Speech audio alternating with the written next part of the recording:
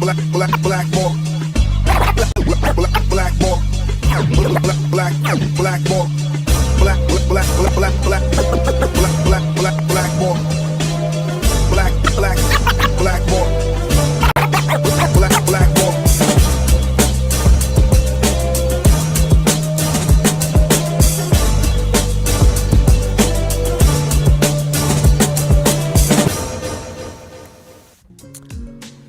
What is up, everybody? My name is James D. Fiore, and this is Blackballed. If you don't enjoy reading mainstream news anymore because often the headlines are one word apart when you separate outlets, often the take is pretty the same, or you have those outlets that stay in their camps and look at it from the angle that their ideology commands. I really enjoy reading the essays of my guest today. I don't always agree with him, but I largely do. But I often enjoy even more sometimes than his essays, which I thoroughly enjoy, is watching people attack him on Twitter because I find stuff like that interesting for a variety of reasons. One is because when you're dealing with people who write their opinions on something and it's backed up by facts and receipts, and it's laid out in a way that, while somewhat snarky sometimes, is really kind of a logical way to lay out a thought and an argument. It is just interesting to me to watch people become slaves to their narrative in real time on the internet and try to slay someone much smarter than them. And with that, I would like to introduce you to my guest today from Canada's National Observer. He is the lead columnist, and his name is Max Fawcett. Max, how are you, buddy? I'm great, James. Thanks for that wonderful introduction. That was very flattering. No problem. Thank you very much. Sometimes I go a little too far because I don't write anything down. so I'm struggling for my next sentence, and maybe I lay it on a little thick, but I meant every word that I said in that one because I do enjoy reading your work. It was before I get into anything that you've written recently, I wanted to talk to you about the Premier of your province, Danielle Smith. I know what it's like to come from a province where it's really hard to kind of articulate so that people understand out of province just how ridiculous a premier can be. We have Doug Ford here. It's self-evident for a lot of people, but the blatant corruption in this province, I don't think is really understood outside Ontario. I feel something similar with Danielle Smith in a way because she's been kind of a media political figure in your province for 20 years. And she already sort of has a reputation in-house. We see a Danielle Smith that seems like a caricature of sorts. It's mostly her gaffes. But I thought there was a point that could have been made probably in a more lettered fashion. But nonetheless, this is actually from the Norwal. It says, the headline says, "A war of words over just transition is just the beginning. Despite many shared goals, Alberta and Ottawa are on a collision course as climate politics heats up." For all of her foibles and her shortcomings, does the Premier's office have a point in the way that the idea of transitioning away from fossil fuels has been articulated and branded in this situation?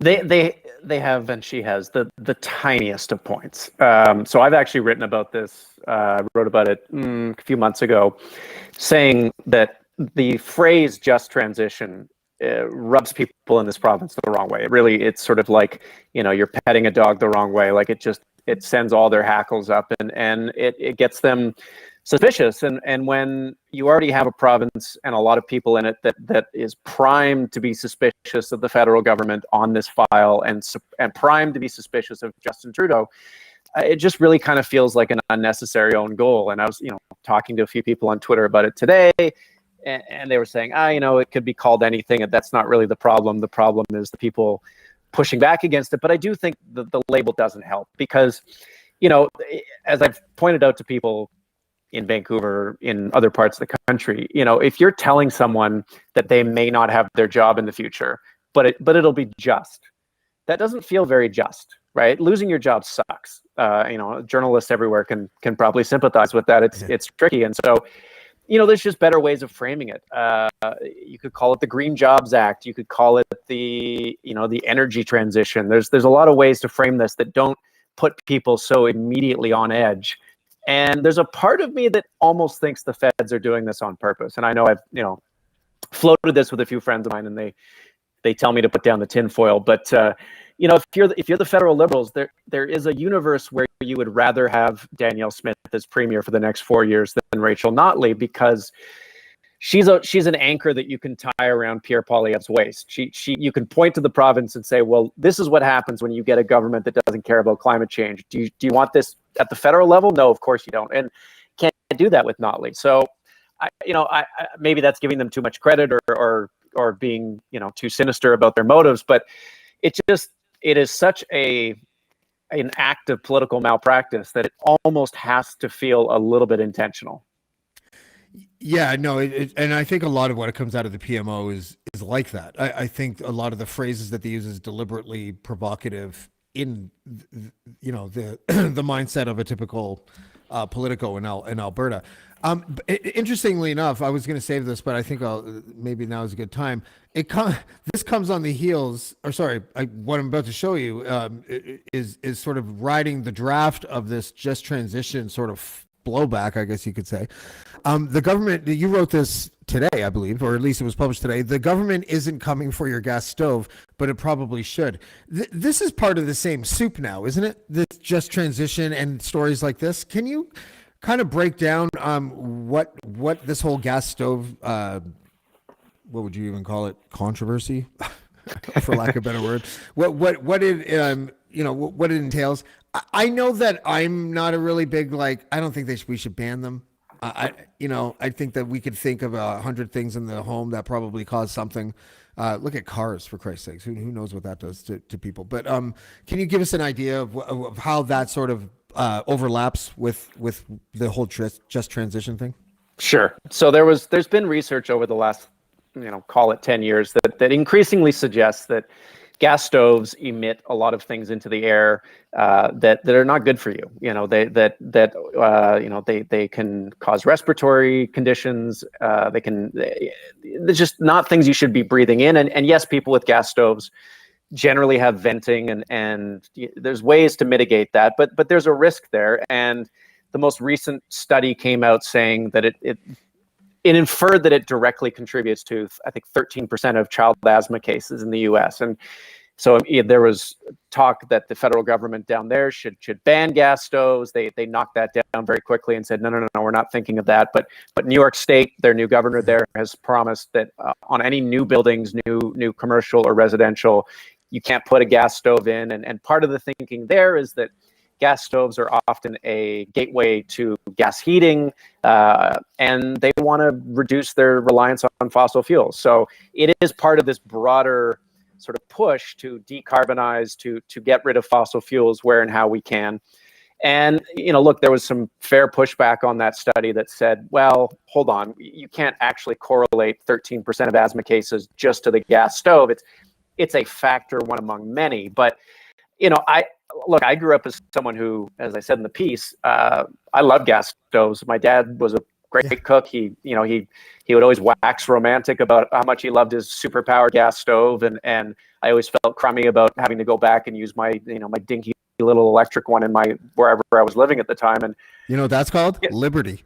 Well, yeah. I mean, I get the appeal, but having a 1-year-old crawling around the house now, it sort of opened my mind to, well, let's look at induction stoves. Let's look at some alternatives and see if they're as good or close to as good. And from my perspective, they're pretty darn close. Everyone else can kind of make their own judgments on that front. But induction stoves are great. I learned how to use one this summer. They're amazing.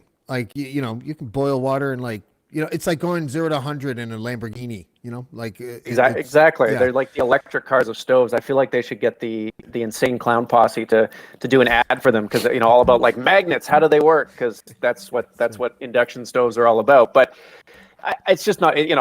So you had this former Trump administration official say that the government can come take my gas stove over my dead body, and it's just everyone can just relax about it.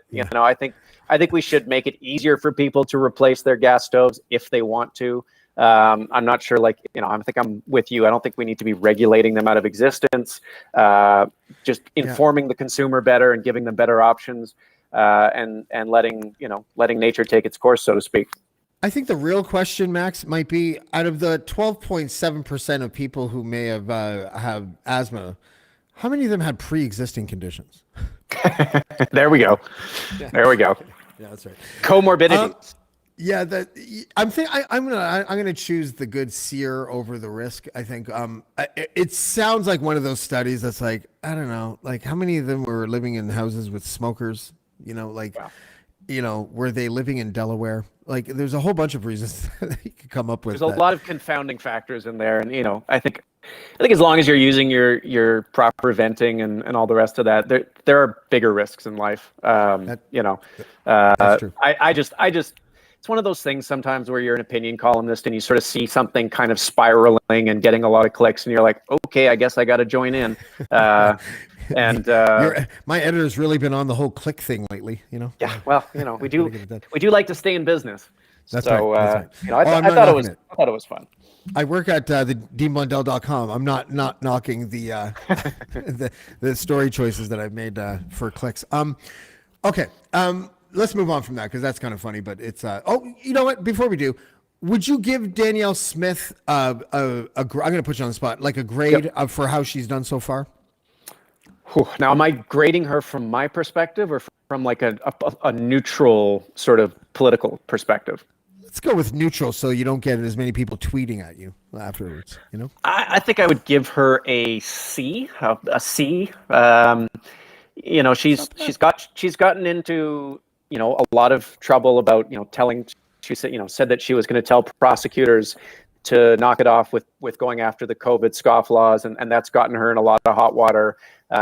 She had those comments early on about the unvaccinated that got her into trouble. It sounds like there's a bit of unrest in her caucus, but by the same token, she is right now fighting on the one issue that she is best positioned to win the election on, which is hating Justin Trudeau. I think as long as she's in the frame of defending Alberta and attacking the federal government, she has a better chance of getting reelected than she does if she's talking about healthcare or education or definitely anything to do with COVID. So, it has not been flawless. It has been quite flawed, but there have been some good choices. Does it feel okay? And this could totally be naive, but from the outside looking in, and I don't get caught up in the gaff machine kind of thing that the media wants to show me. But is there seems to be over the last, say, month, almost like she looks even moderate next to Poilievre. She's trying. I mean, Yeah. she knows that this has been made clear by dozens of people doing analysis, that the election will be won or lost in Calgary, and it will especially be won or lost in sort of middle class, suburban, outer ring of the inner city Calgary. And those voters, I know in Ontario, you probably think we're all crazy conservatives out here, but those voters are pretty moderate. They especially in municipal elections, they tend to vote progressive. They just want to see their kids go to school. They want to make sure the hospitals are well funded and working. They don't want any wild ideological experiments. And so she's having to tack towards the middle to be more palatable to them.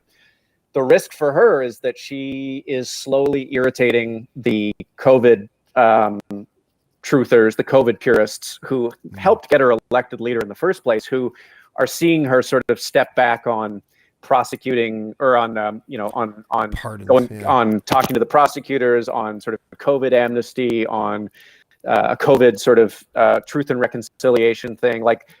She's walking away from a lot of the things that I think she promised those people. And the question now is, are they going to get angry enough before the election to have it all boil over or not? And we don't know that yet. This isn't something that I was familiar with until I think yesterday. This whole idea that there's so many cases of health violations in the courtroom that pardons were happening, and I'm just, what are these charges? Like, I haven't read anything in an Ontario newspaper that deals with charges that people are fighting for health violations during COVID. Is this like was this like, I mean, educate me because I have no idea. Is this a common thing throughout every province or are you familiar with only Alberta? Like, how does this work?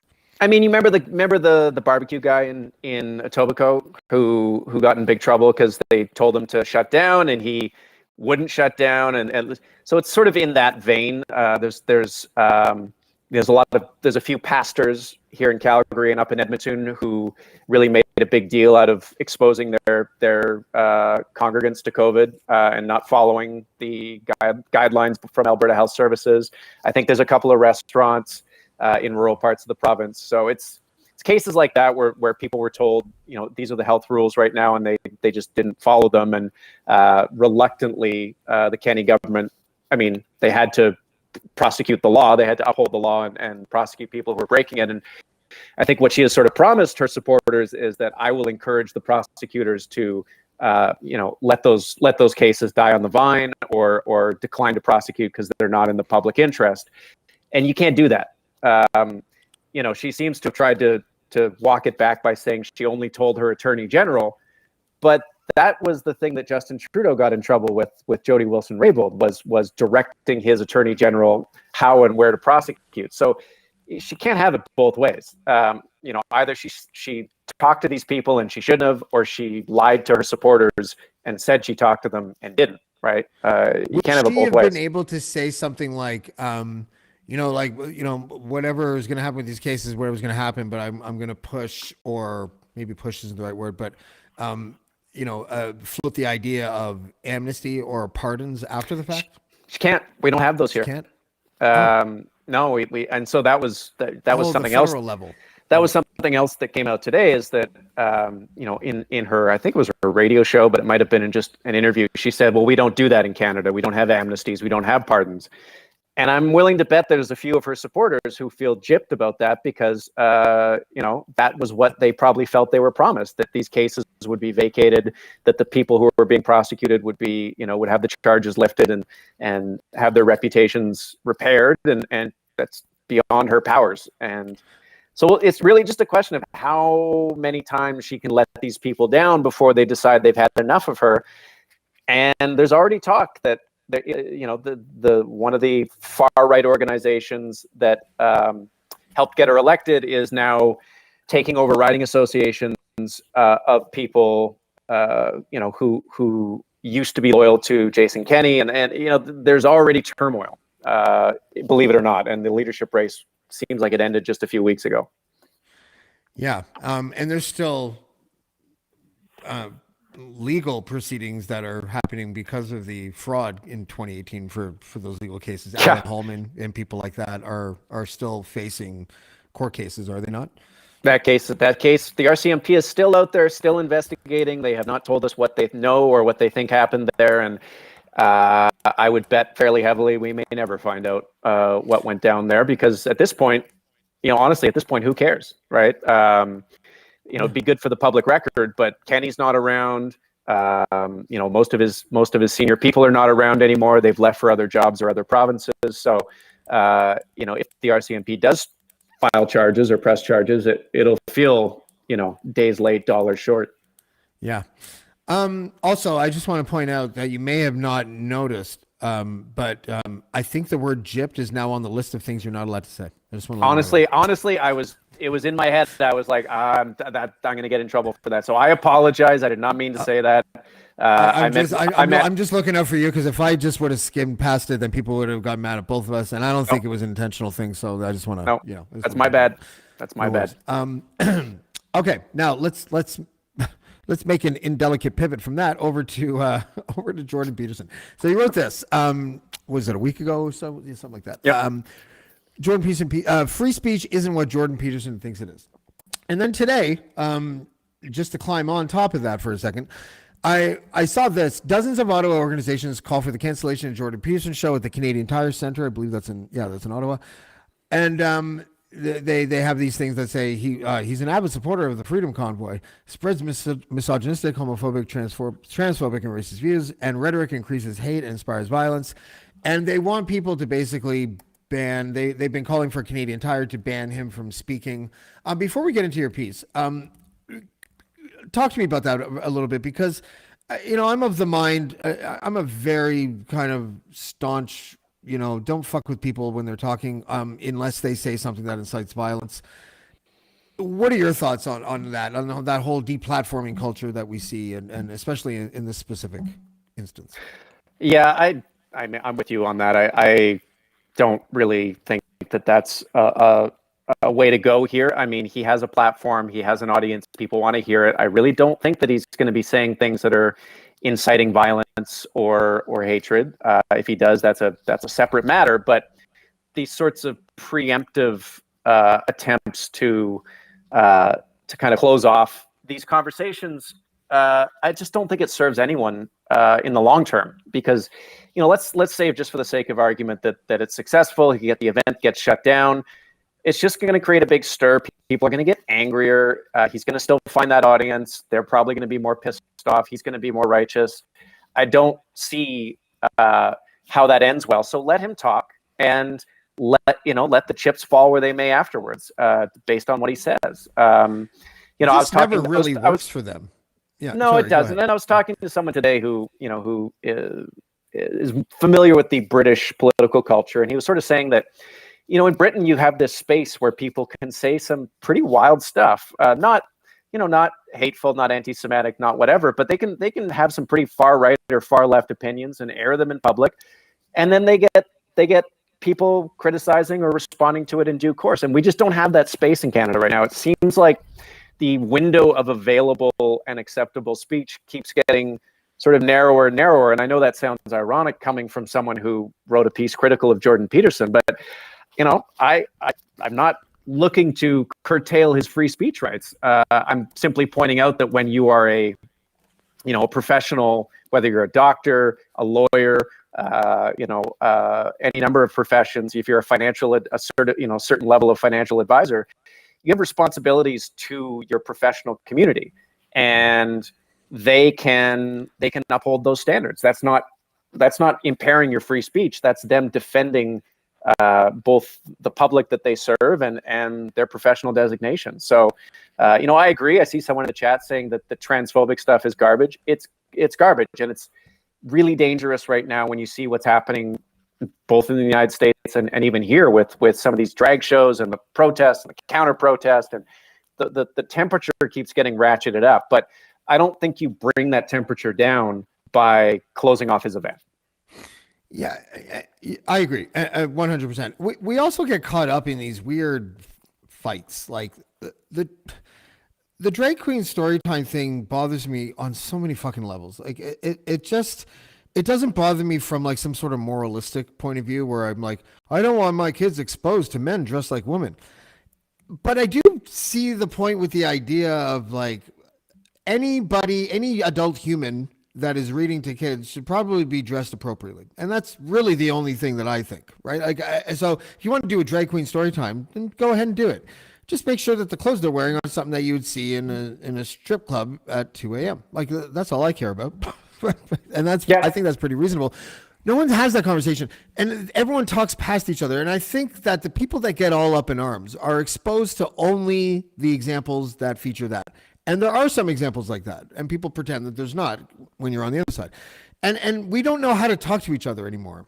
And I'm wondering if you take a guy like Jordan Peterson, who seems to me was fairly reasonable when he first came out 5.5 years ago, whenever that was. And but was immediately caricaturized as being like this horrible person. And then eventually evolved to become the horrible person that he wasn't yet. Do you see it like that? Like fame does weird things to people, and I think, and he said it in an interview once. It might have been mine actually. I can't remember. Someone will fact check that, and I'll actually fact check myself and let you guys know tomorrow. But where he said, if there's anything that I feel like could ruin this, it would be the this itself, the idea of being famous itself. I could see being sort of my downfall. And he said this like 4.5 years ago or something like that. And did we watch that sort of take place in real time, like a Truman's World sort of example of a guy who went to, like, that dude got famous and in a big way, really quickly. Like it was like 2017, he said his comments, and then it was like the book came out like what, a year and a half later, and then he was like selling millions of copies of books, traveling the world and speaking from like 2018 onwards.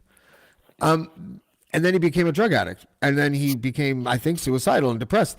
He's got all the makings of a rock star, does he not?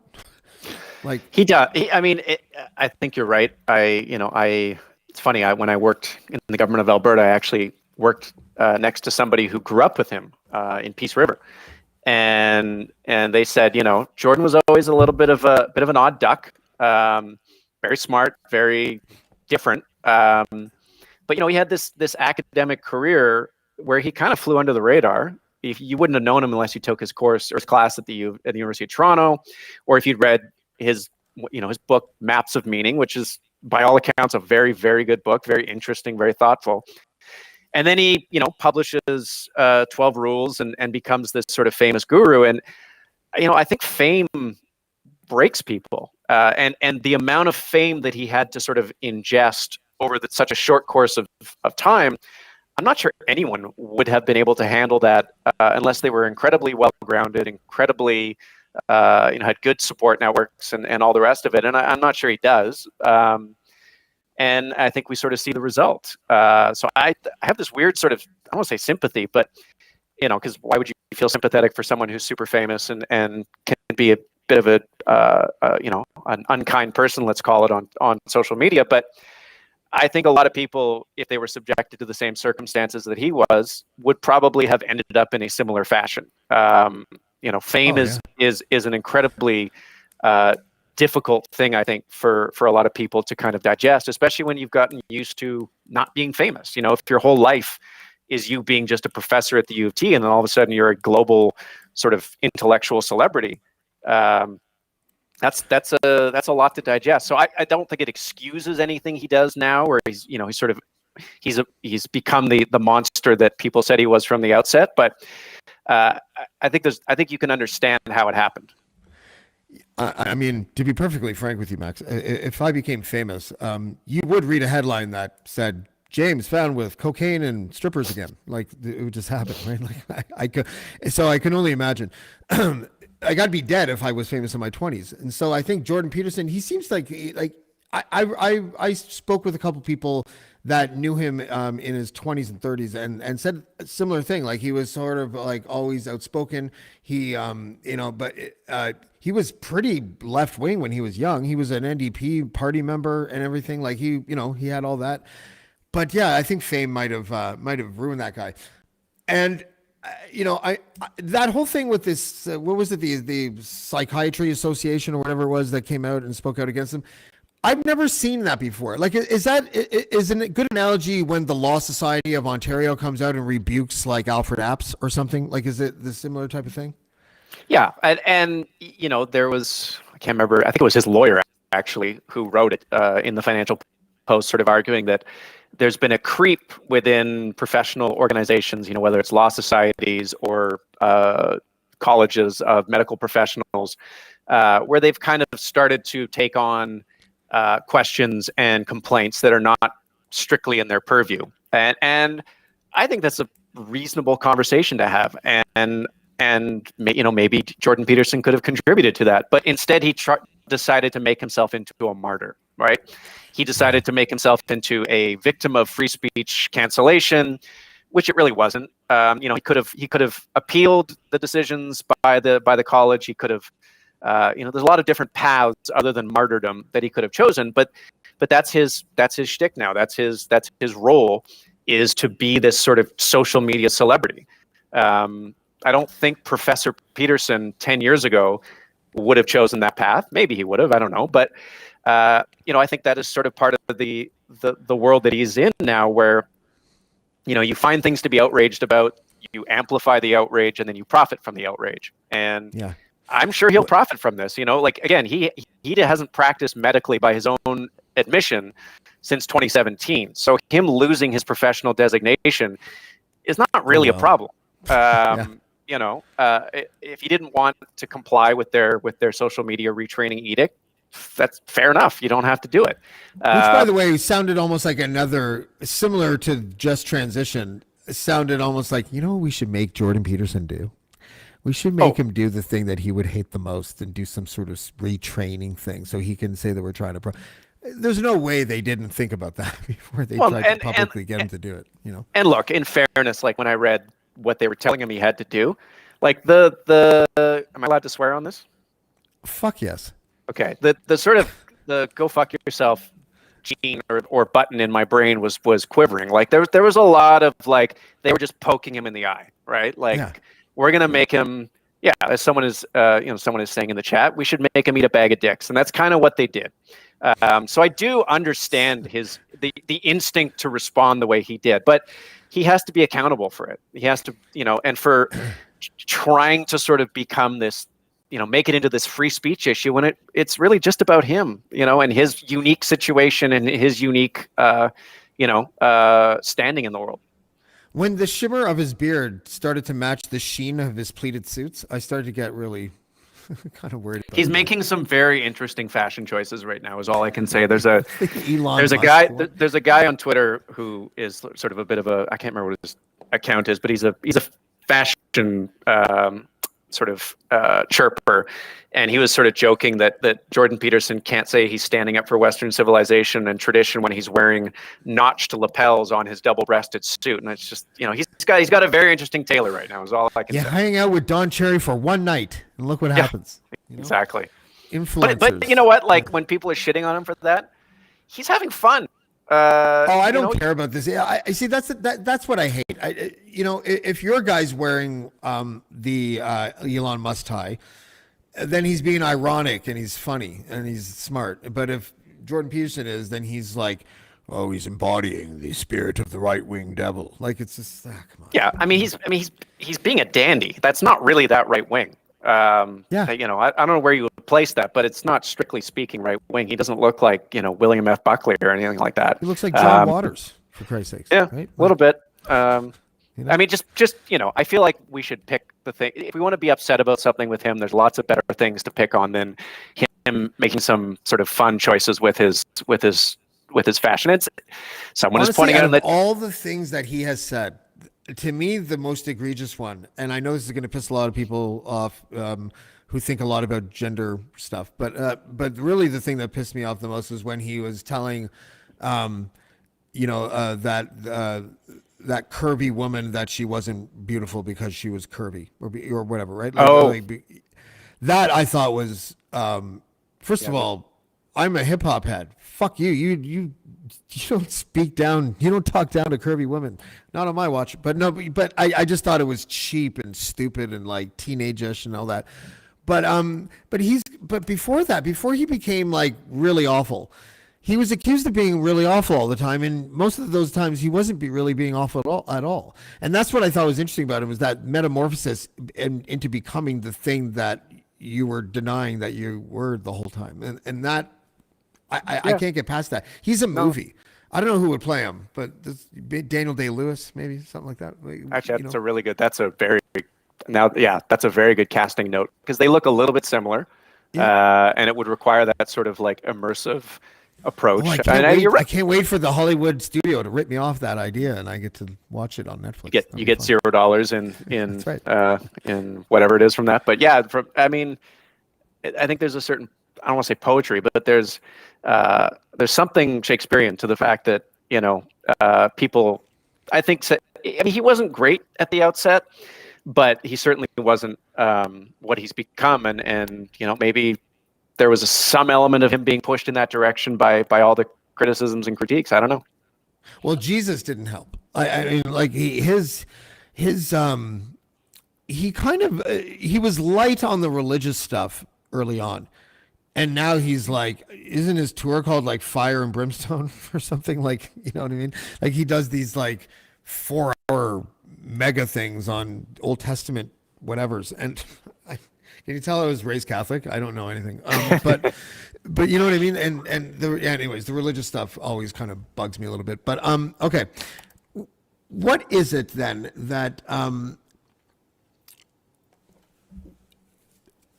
we were talking about this off air a little bit, and I'm going to pivot here now on something we didn't really plan on talking about, but we were talking off air about how there is a sort of identity on the right that starts with people that have an origin story that is similar in the fact that they started out like progressive and they started out as liberals or whatever, not in the party way, but in the ideological way. And then find out, like these personalities like Tim Pool, I would put Russell Brand in this category now. I would put Dave Rubin in this category now. To a certain extent, Jordan Peterson, although he sort of came out like he was sort of on the right. Where people take, Joe Rogan to a certain extent too, where they take a look at their analytics after a certain point and they realize that if they criticize the left, they will gain more in traffic, they'll gain more, followers and more dollars. And then they become a business person and they cease to become a journalist. Have you seen that happen as well? We talked about the Tim Pool example. Can you sort of give me your thoughts on that sort of phenomenon, if you want to call it that? Yeah, I think it's absolutely a real thing. If you're a smart, well, smart's not the right word, but if you're someone who allows the market to shape their opinions and their worldview, there's more money on the right. There's more profit. There's more opportunity in being an angry conservative than there is in being an angry progressive. I think we even see it in this country, in Canada. You have True North, you have Rebel, you have all these sort of upstart right-wing organizations that are often staffed by younger people. And it's a pretty clear shot, right? You can spend your years grinding it out in the trenches at the CBC or at a mainstream newspaper, or you can say some stuff that owns the libs and suddenly have your own show within 12 months on one of these new sort of right-wing alt media organizations. So there's definitely an economy there that people like Dave Rubin, Joe Rogan. I mean, Joe Rogan's is a whole other conversation, but that they, I think, understand and appreciate. And I think part of that is also just the way that the social media algorithms are written, right? They are designed to push you deeper into anger, deeper into sort of the rabbit holes that you find yourselves in. So being a play it straight journalist or a sort of a left-wing critic, like it just doesn't mesh as well with the way they're trying to run their sites as being an angry YouTuber. Yeah. And I'll tell you, and I'll tell my audience this too, because I'm not pulling this idea out of my ass. When I accuse Tim Pool of doing this, the reason why I do that is because I have experience writing for the Post Millennial a few years ago. And I know what happens to my traffic when I have people like Max Bernier on and Andy Lee on and, Christine Anderson on. There is a considerable spike, and people have told me this for the last 2-3 years that, why don't you just do a right-wing show? And I'm like, because I'm fucking not right-wing. Like, I'm just not. Like, how do you do that? Like, I would literally have to lie to people. And that's sort of why it bothers me when I see Tim Pool. Tim Pool is like, you can't get much more left than he was. Like, he looked like an extra in Beavis and Butthead. He was, is there extras in? I guess probably not. He was the Occupy Wall Street journalist and everything. And then there was it was before COVID. It was Trump. Trump was like Trump became this for a lot of these guys. Trump happened and you could see him because I don't know if I followed him, but I would find myself looking at his Twitter page. I don't think I followed him though. It's out of principle because I'm an asshole. But I would see the things that he would post, and then gradually, I did this experiment once in 2019, I think, because he and I went back and forth, and I just searched his name and Trump, and all of it was just the people who hate Trump are this, the people who hate Trump are that. For like a year and a half, he never said really anything bad about Donald Trump, and not like I wanted to litmus test the guy, but there's a reason. And part of the thing that makes me so frustrated, I'm sorry for rambling here, but is that my profession, at least from a freelance perspective, is as poisoned as anything else is. And I think that these people that are being influenced by these media personalities that have shifted to the right have just kind of gone along with them. and it's so artificial, I find. And I don't know what to do about it, or if there's anything to do about it. I guess bad ideas are fought with good ideas, but I don't know.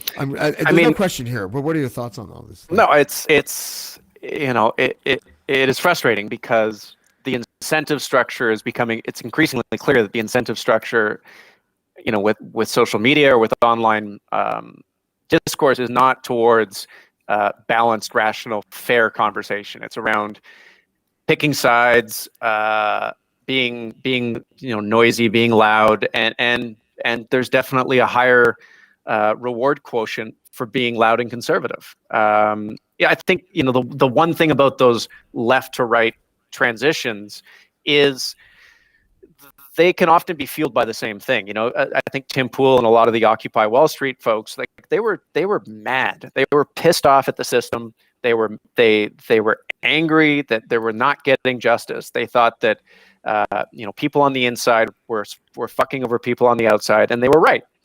Yeah, and it was a beautiful start. Yeah, and I think I can understand why someone who would look at that and look at the Obama administration and go, wait a minute, not a single banker went to jail. Maybe these guys aren't the good guys. Maybe we need to blow the whole thing up. And who better to blow the whole thing up than a guy like Donald Trump? So I think it's not a far walk from being a left-wing anarchist to being a right-wing authoritarian, because both are positions that want to apply pressure on the establishment, on the middle, on sort of the people who have succeeded by playing the game by the rules. And I don't think it's a good shift. I think you even see it with Matt Taibbi. Matt Taibbi, when I was sort of 10 years younger and getting into journalism, was almost a hero of mine. The work that he did covering Wall Street and covering sort of the hypocrisy of big business down there. He went to a Republican convention on acid too, which was awesome. Yeah, I mean, he very much approached it from sort of a Hunter S. Thompson kind of mindset, and then then he just started sliding over to the right to the point where he's kind of now carrying Elon's water over at Twitter and doing all this Twitter file stuff, and I understand why I haven't seen Glenn Greenwald. I can see that would be an example of that, and I've just recently come on board on that because I didn't want to believe it. I think, but Matt Taibbi stuff, I'm still not. I don't think he's motivated by anything financial. I think he really just honestly believes the stuff that he writes, and it just happens to fall on that side sometimes. But but what do I know? I mean, I don't know what motivates these people. I'm not motivated by money. If I was, I'd be a lot happier, but I'm not. Not necessarily. No, I'd be with the hookers and blow. That's right. It would be bad news. I should just stay obscure for the rest of my life. But when I was having you on, I don't know if you saw, but there was that one person who's like, "Oh, you're going to get a liberal to be your expert on Alberta politics," and I'm like, the Liberals have literally no seats in Alberta, pretty much. So why not? Yeah, I mean, I don't think you have a good or bad perspective simply by virtue of whether you're a liberal or a conservative. I think liberals can have garbage perspectives and conservatives can have good perspectives. What about that earlier question, though, that you answered in the neutral form? Well, now answer it in your opinion. I don't remember what the question was. Give Danielle Smith a grade. Oh, that's right. Now go personal. That's going to be an F, I would imagine. Well, I would give her a D, only because I still think she's the person who makes it most likely that we have a competent government for the next 4 years after the provincial election. She is the most easily beatable of the leadership candidates in that race by the NDP, and for that I appreciate her. But I think the way that she is scaring Albertans and sort of polarizing the conversation around climate change and oil and gas is just super, super dangerous. It's super unhelpful. And it's going to ultimately cost jobs and opportunity here, because if you're a business looking to make a big investment and you look at what's going on in Alberta right now, fuck that. Like, I don't need to deal with a government that's going to call me and pressure me not to get my employees vaccinated. Like, I'll just go somewhere else. Yeah. It's not helping. And, I have dealt with Danielle many times. I mean, she's blocked me now on Twitter, but I've dealt with her many times when she was in her talk radio phase. And I just, she does not invest me with a lot of confidence in her ability to make tough decisions. I think one of the downsides of being in that talk radio space is that you become a bit of a weather vane. Like, people call in and they say, I believe X, and you go, okay, fair enough. That's not a bad opinion. When opinion X could be complete trash. And she sort of has that weather vane quality where she'll kind of bounce around depending on what she hears from people. And I just don't think that's how you lead or govern. I'm not playing this for any, just before people get mad because I'm trying to be like cheeky or inappropriate. I just want to understand, maybe you already know the answer to this. What the fuck was this? And for those who are only listening, she tweeted a picture. It was like the day after she was, well, I guess installed as premier, or whatever you want to call it. And she tweeted a very awkwardly angled picture of her legs from like just above the knee down. She's wearing nice shoes. I guess if she was wearing fishnets, it would be kind of sexy or something like that. But what was she doing? Does anyone know? Was she trolling liberals to like say something misogynistic or sexist? Like, what was happening there? That is. I forgot about that. I completely forgot about that. Yeah, Here, let me refresh your memory. I couldn't tell you. I mean, is she trolling?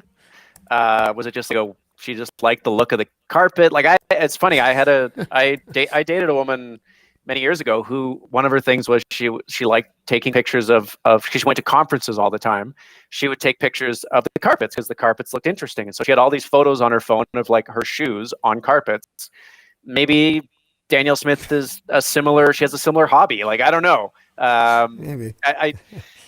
I feel like of her many mistakes as premier of my province, that is so very far down the list that I've long since forgotten it. You wrote something else. I didn't actually put it up. I thought that this would run us into the hour, to be honest with you, but it's kind of good that we didn't, because you were saying that Justin Trudeau's not making. I don't have it. Sorry, I didn't get the asset, but that Justin Trudeau is not making life very easy for Notley. Can you explain why? Yeah. So it's frustrating for those of us who probably consider themselves federal liberals and provincial New Democrats, which is a very like BC and Alberta thing. But it feels to me like with this just transition stuff and tabling legislation around the emission cap on the oil sands just before the spring election, either he's getting terrible advice from his staff on what to do in Alberta, or he prefers to have Danielle Smith as a foil for the next 4 years than Rachel Notley. And I think from the perspective of good governance, from the perspective of what's best for Albertans, that's wrong. But from the perspective of winning the next election, and look, he's a politician who wants to win. He wants to do what his dad couldn't do and win 4 elections in a row, right? That's a legacy. He definitely has his eyes on his place in history. If that's the frame that he's operating from, having Danielle Smith around as premier is way, way better, because he can point to her every time she says or does something silly. Every time she rages against climate change or, pick your poison and say, hey, Canada, do you want that in a prime minister? Do you want someone who won't even acknowledge reality, who thinks that the best way to deal with climate change is to develop more fossil fuels? And he can tie her around Pierre Poilievre's waist and use her to sink him in Ontario, in Quebec, in Atlantic Canada. I mean, what are they going to lose 2 seats in Alberta? Who cares?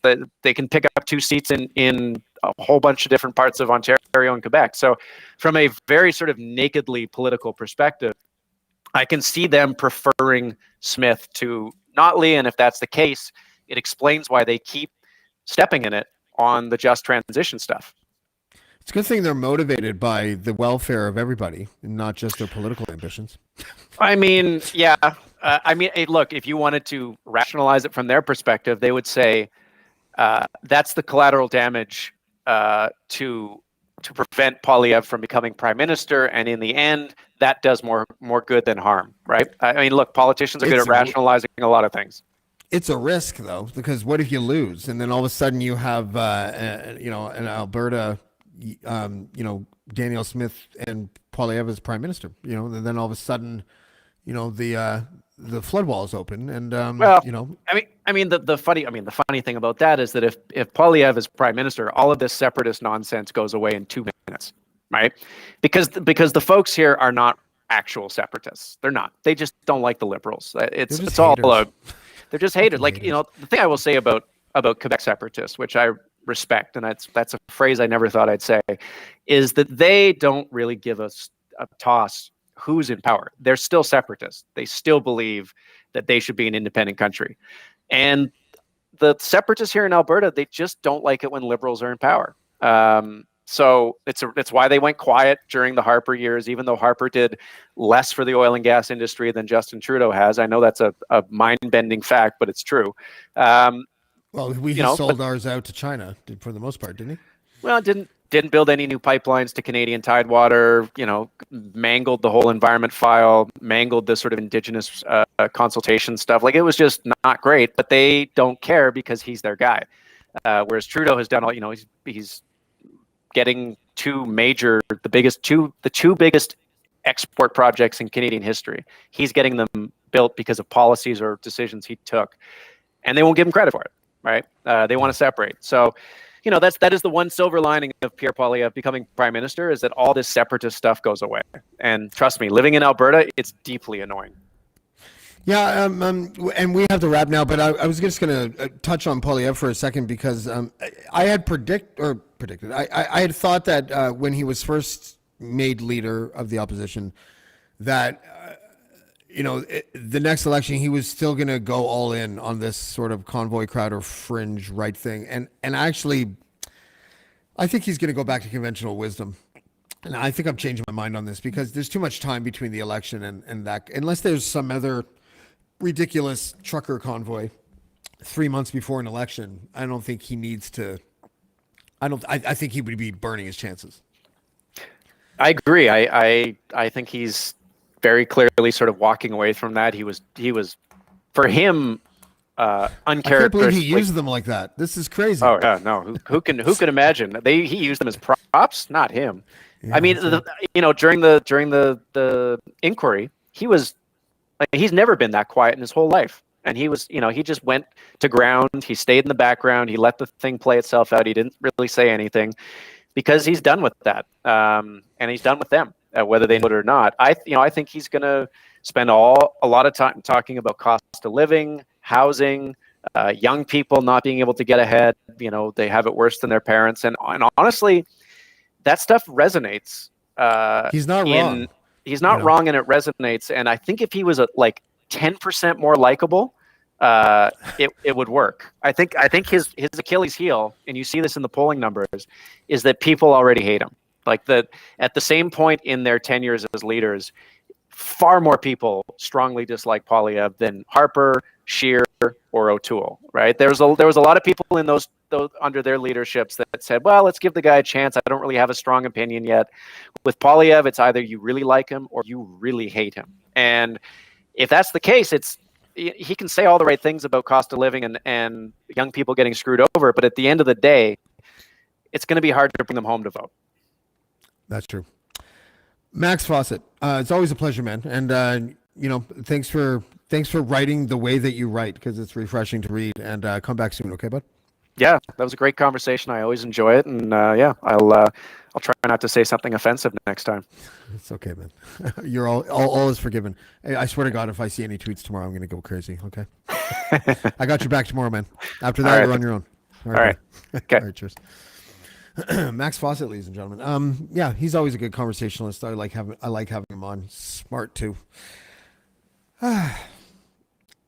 Gypped. A lot of people just don't know that word exists because of gypsies, And how do you take a word out of the lexicon? It's tough. I only said it there to quote it, so I don't get any emails. But Max Fawcett is clearly a good human being, and so I don't want anyone to give him a shit about that. This week on Blackballed is pretty intense. Tomorrow we have Beth Seed. Beth Seed is a former member of the Plymouth Brethren Christian Church. She has one of those harrowing tales, stories of abuse and separation of family. It is both compelling and sad and necessary to tell. So that's tomorrow at 9:00. On Thursday, Karima Sad will be here. She's a friend of the show. Everyone knows who Karima is. We're going to talk about why place name here is fucking with her this week. It's always somebody. And then on Friday, Ryan Lindley's back for Casual Friday. Last week on Casual Friday, got pretty intense at the end for some people. For me, it was just fun. The whole part of the show where people come in and then I decide after a while or after something happens whether or not I just want to move them out. Apparently offended some people. Don't get offended. It's all fun and games. Maybe I'm trying to establish some sort of brand here where people can wear t-shirts that are like, I got booted from Blackballed or something, you know? Maybe you guys should treat it as the game. How long can you last before James gets upset? Maybe you should try to get James upset and see if you can set records for the amount of time it takes before I boot you. I think there's a lot of possibilities here, everybody. I think that we need to work together. And by working together, I mean just eat it if I boot you and move on and laugh at it. Because, you know, I'm going to do it not because of personal reasons, just because I can and because I think it's fun and funny for me. Yeah. No, it was fun. And Danielle, you know, your name's not that long, but I still like you. And we'll see you next time on Blackball. Blackball. Blackball. Blackball. Blackball. Blackball. Black.